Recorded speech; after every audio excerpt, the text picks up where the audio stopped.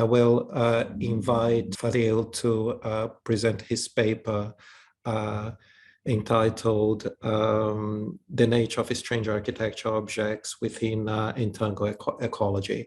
So Fadhil, it's a pleasure to see you again.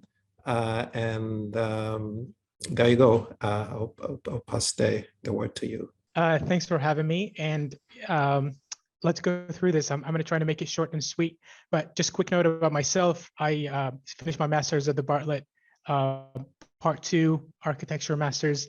And part of my thesis then, by the time I graduated in 2018, was exploring digital design computation philosophy in addition to ecology and cognition. And starting with this presentation titled The Nature of Strange Architectural Objects Within an Entangled Ecology. And I'll try my best to explain what that means as we go further. But first, I'll share with you the agenda for today. And these are the agenda for the presentation. And again, I will be going through the problem-related work, architectural precedents, the proposed solution, method, process, and then the results. And then the first thing that I would like to tackle is the problem that I had started realizing as I was going through my master's is that there's a noticeable sort of divide between the architectural design process, between the autonomy of aesthetics driven by language of architecture and also intelligence that is also driven by technology. And there are 4 different aspects that I would like to tackle this through. First being autonomy. And I will clarify what I mean by these terms as I go along. Second is fabrication, intelligence, and then ecology. And essentially, if we were look at this, we were to look at this from an architectural sense, they would do design, construction, technology, and then sort of the final product. And the current problem is what I'm saying is there's a clear divide and there's no clear connection between these. So maybe there's some local connections that happens within these 4 different components, or maybe in groups, but there's no clear sort of method that sort of brings them all together. And first thing I would like to talk about is the inspiration that got me into this. And it's rather an unpredictable one, which is a philosophy book that I read by Graham Harman, who is one of the founders of object-oriented ontology or speculative realism. And within his book, The Quadruple Object, Graham Harman identifies certain ways where we can start to read the world. And in my opinion, it's rather architectural, and it could bring a lot of interesting conversation to how we can view objects and how we can design architectural objects. And just sort of a quick summary to what Graham Harman talks about in this book is that he says the values of objects and autonomy divides object in general into 2 different objects, real objects and sensual objects. And based on his theory, real object sort of withdraws. It's always in the background. It's very difficult to sort of grasp the full definition to what the reality of any given object at any given moment. And we're constantly sort of in an interaction with its own sensual qualities. And then he creates a 4-fold diagram where he draws parallels between real objects, real qualities, sensual objects, and sensual qualities. And each of those connections, or what he calls tensions, addresses a certain phenomenon that we have in the world, which is space, time, essence, and ethos. And I'll show you a diagram in the next slide, how these parallels are drawn. And the 4-fold concept sort of challenges and influences the process of architectural design, especially in the relationship between sort of the digital. This is sort of me reading into it in an architectural sense, especially when we have sort of a digital form of an object and then a physical form of an object. And then, the probably the overarching idea of Graham's is that he emphasizes the importance of avoiding the reduction of an object upward or downwards. And what he means by that is that it's very difficult to define a certain object undermine it based on its essential parts. And it's also, it would be a reduction upward if you define an object based on its relationship to other things. That's why its autonomy is always somewhere in the middle, and it's real, and it's not fully captured. And here are the sort of motivating diagrams that I found in this book. One of them is in chapter 5, where he tries to draw parallel connections between the real object, real qualities, sensual objects, sensual qualities, and there are 10 different possible scenarios here, 4 of them being a connection with themselves. And then he takes this to a next level and he starts defining what these things are. With real objects connecting to real qualities, that would be the essence. And then real objects with sensual qualities, that would be space. And then time would be sensual object with sensual qualities. And the qualities connect, that would create eidos. And then here's some work by architects that sort of associate themselves with O, and one of them is Tom Wiscombe, where he starts to divide objects into a distinct component based connection. And he sort of designs these super components within a flat ontological space. And then the fabrication process is what derives the design. Then you're constantly sort of looking at the qualities and the characteristics of the object. And then sort of embracing this strangeness of these connections. And also he introduces the interior object as the interior space as an object in itself within an exterior shell, which also a component that Graham Harman talks about in his book, The Quadruple Object. And sort of my questions to Tom Wiscombe's architecture is what determines the componentization process? Who decides on that? Is it just an architectural purely design process? And then what are these objects smart? And how can we utilize the sort of the discreteness of that approach and sort of take it a little further in a cognitive or intelligence standpoint? Another architect who also associates themselves with O very strongly is Mark Foster Gage, where his process is slightly more different. It's a slightly more based on the element of a surprise. He uses aspects of kit bashing. He sort of emphasizes this idea of a character of an object. Again, with the idea of strange aesthetics. There's no particular fabrication method associated with his design. And then it's simply an exterior shell, but there's no sort of consideration to what happens in the interior. And then and my questions are, is the result always a surprise? Is there a logic behind it? Are these objects smart? And then how can we sort of move the strangeness of this ecology a little further beyond its sort of architectural and design sense?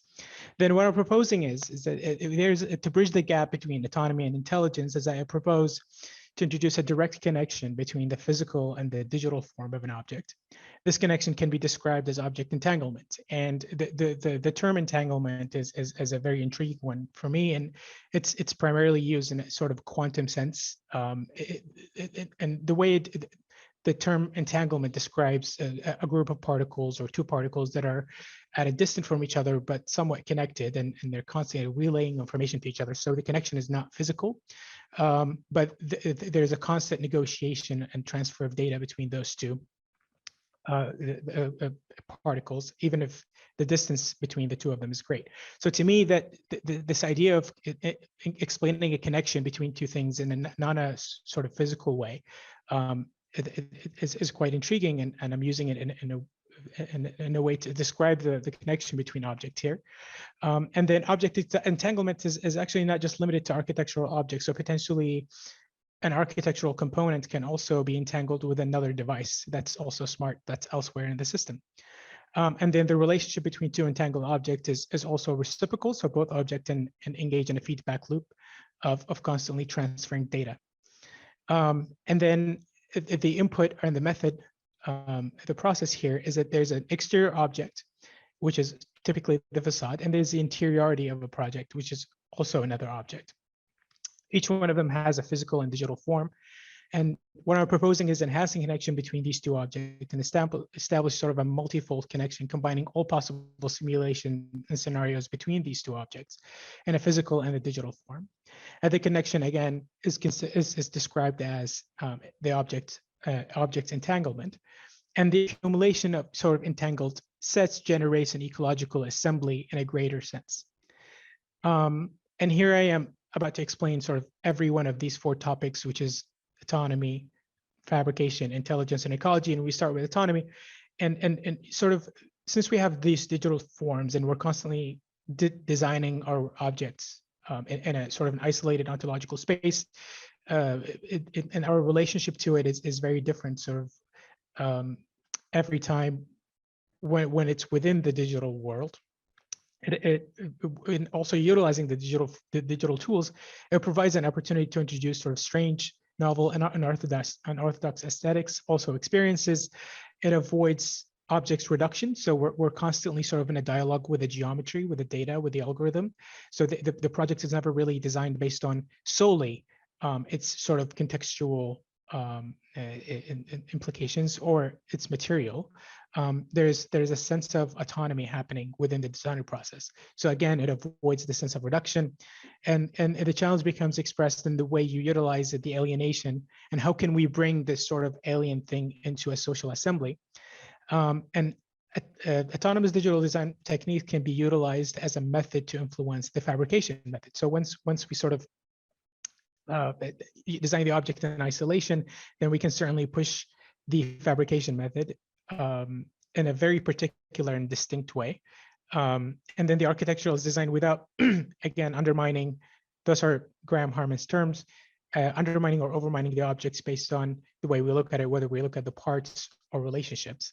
And then at the end, you can use these digital tools to push sort of the limits of materiality to a great extent, to even to a failure, just to understand the qualities and characteristics of the material itself.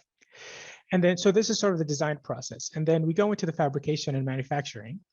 And what I'm proposing here is certainly a way of prefabrication as a way of method of the future in terms of construction. And autonomous design technique becomes a way to influence the fabrication process.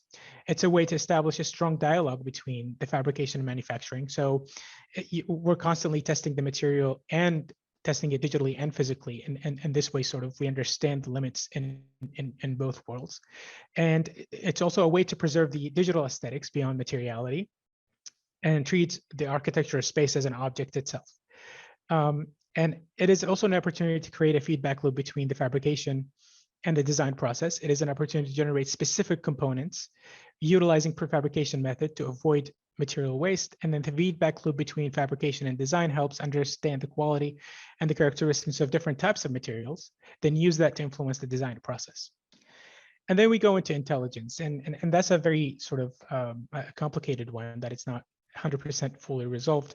But to me, intelligence is now playing a big role in just about everything. And how can we bring that into architecture? I mean, is it a device that sort of enters a building, or is it the building itself that's smart? And there's an absolute necessity to enhance the intelligence of architectural objects. They collect data and sort of the surrounding environments, behaviors and forces, etc. And rather than having to be influenced by it, it becomes essential to keep everything connected, to relay information. And you utilize these tools in which, like machine learning, AI, Internet of Things, blockchain technology, to generate that intelligence. And I guess the questions that I have is can material characteristics contribute to this intelligence? You know, if there's an inherent quality within a material that responds to a certain quality, can that be also part of the intelligence of a building? And you know, another question is, that instead of having intelligent devices, can the building itself become intelligent? And how can we keep that intelligence within a building with a technology that's always changing and kind of moving very fast? And then the very final stage of this is the ecology. So object entanglement is a computationally driven concept influenced by the concept of quantum mechanics from from an entanglement standpoint. It is meant to enhance connectivity among all the various architectural objects, both in the physical and the digital worlds. And on one hand, and the exterior and the interior and the exterior qualities on the other. Through such divide, the concept of entanglement will draw a connection between all four of those objects in pairs, and to understand the nature of connection as well as the value of the overall assembly. It is also an attempt to entangle architectural objects with non-architectural object devices that can perform a particular non-architectural function. And I guess the question that I would like to push further in this research is, how can we link design intelligence, device intelligence, and material properties? And this is sort of the output of this as of now, is that the autonomous aesthetics is highly influenced by the fabrication method. The exercise of the characteristics of intelligence is for a distinct component. The physical components are constantly entangled with their digital form, as well as the component of their physical form. This sort of multi-fold thinking will lead to the creation of advanced architectural ecologies where all objects participating in the assembly will constantly be in a dialogue with each other, both aesthetically and cognitively. And it's also an opportunity to embed architectural function within or a non-architectural function within architectural autonomous assembly. And in conclusion, the architectural sort of object will become autonomous, prefabricated, intelligent, and ecological. And here's sort of a very simple diagrams is that if we try to draw a parallel between these two, and then we look at the physical exterior object, physical interior object in relation to their digital exterior object, and then the physical form, and how we can draw these parallels between the two, and sort of relate data and information. And these are just quick samples of sort of distinct components that have worked on in the past, and how we can componentize building. This is sort of a living cell prototype that I had worked on during my grad school time at the Bartlett. And the final product was sort of seeing this interior space that has a completely different quality from the exterior one. And you can see the exterior one is made out of all different kinds of distinct parts. And this X-ray sort of drawing, you can see the quality of the interior space and the way it's sort of fabricated or printed. And then this is the physical form of it. This is, about 60 or 70 different bits that were all used to create, again, a distinct sort of autonomous components that are somewhat spatial and architectural, but they're not necessarily grounded just yet. And then once you put these pieces together, you get a final product. So this is the right-hand side, you see the digital form of it. The left-hand side, you see the physical form as it's constructed. But again, I think this is sort of solely talking about the autonomy and the fabrication process. Of course, the intelligence and the ecological aspect will need further exploration, utilizing, of course, certain technologies. And that's my time. Thank you very much. Thank you very much, Fadhil. Very, very interesting. This is supposed to be a poster, but it seems like you've done already a lot of work on this. That's super interesting.